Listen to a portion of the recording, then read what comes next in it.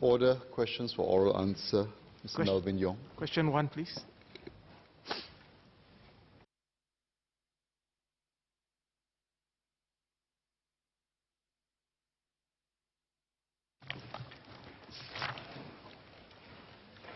Mr. Speaker, may I take question 1 and 2 together, please? Yes, please. Thank you. The National Environment Agency, NEA, monitors and reports the air quality in Singapore through a network of 5 national air quality monitoring stations across the island. These stations are representative of the ambient air quality of the north, south, east, west, and central regions. Criteria pollutants, namely sulfur dioxide, nitrogen dioxide, carbon monoxide, ozone, and particulate matter, both PM2.5 and PM10, are continuously monitored and reported on an hourly basis as the Pollutant Standards Index, or PSI. In addition, NEA monitors the coastal water quality continuously through buoy-based monitoring sensors deployed in 8 locations around Singapore, including the Straits of Johor. This is supplemented by monthly collection samples from 48 sampling points around Singapore. From 2008 and 2018, the air and water quality in the northeast region were comparable to the rest of Singapore, including during the northeast monsoon season. The air and water quality in Singapore have not been affected by the recent pollution incidents in Pasir Gudang. The ambient levels of volatile organic compounds, VOCs, in the northeast region were also well within safe limits. The Singapore Civil Defence Force, SCDF, also deployed portable standoff chemical gas detectors in the northeast and did not detect any toxic chemicals in the air.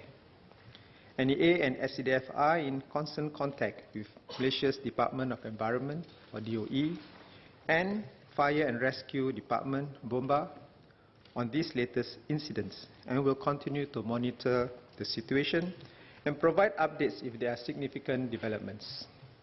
Our agencies have put in place precautionary measures to guard against any potential pollution impacts arising from chemical incidents, including those from transboundary sources.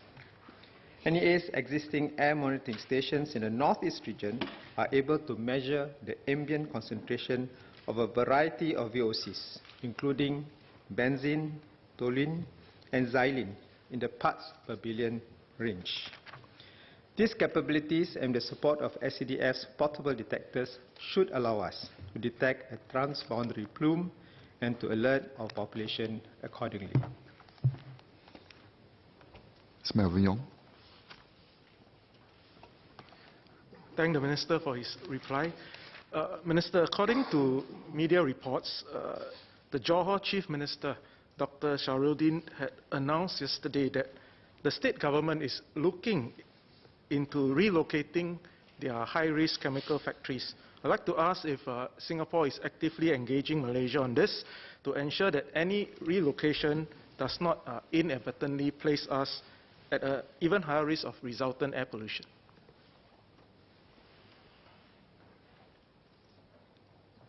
Both NEA and SCDF are aware of the kinds of chemical industries existing today in Pasir Gudang.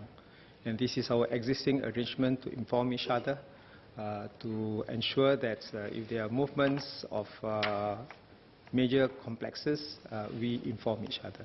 So in this case too, when they do, if they do, we will be informed. Mr. Pridham Singh.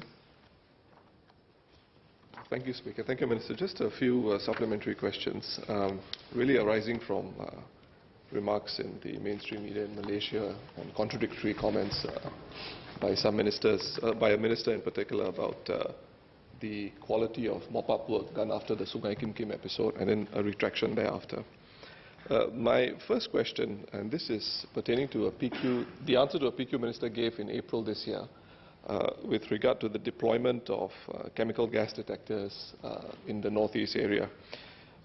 Are there any plans that NEA has to make this deployment permanent in view of this constant, not so much constant, but this repeated concerns that are raised both in Johor in particular about the incidents that happen affecting school children and members of the public there.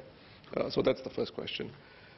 The second question pertains to whether the ministry is conducting any studies on low constant exposure to VOCs, given the large number of residential homes in the Sengkang, Punggol and Pasir Ris region in particular, and Northeast in general. Is the ministry pursuing any studies in this regard? And finally, we understand from local reports that there are 252 chemical factories in Pasir Gudang. Is the ministry aware of how many of these are considered to be high risk by internationally accepted standards? Thank you.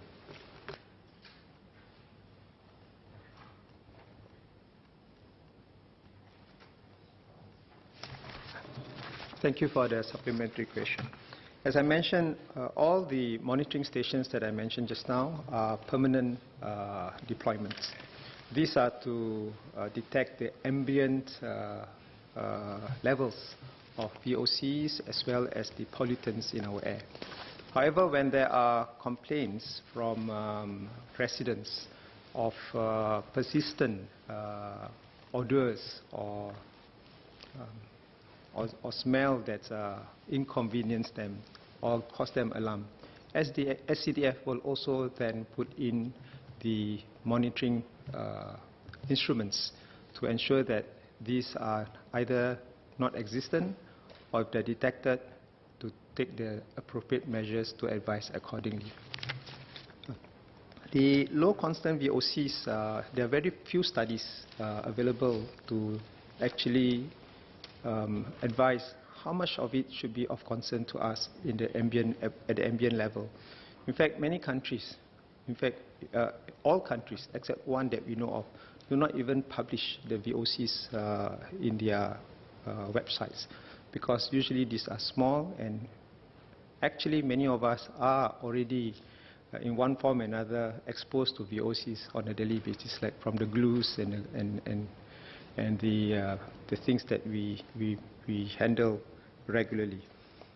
Therefore, when we publish, like the case for PSI, it is based on benchmarks that's been established from proper medical impact of such pollutants or chemicals by bodies like WHO, for example, or EPA from the US. The last question, can I get the last question again? Sorry. Minister, the last question was on the number of high-risk chemical factories in Pasir Gudang. Yes, there is a constant exchange, as mentioned just now, between SCDF and Bomba of Malaysia, as well as NEA and DOE of Malaysia, to exchange information as new factories come up and the kind of risk and also protection in place that they have put in for each to respond with each other. In fact, Bomba and SCDF carries out very regular joint exercises at our borders to work together and cooperate.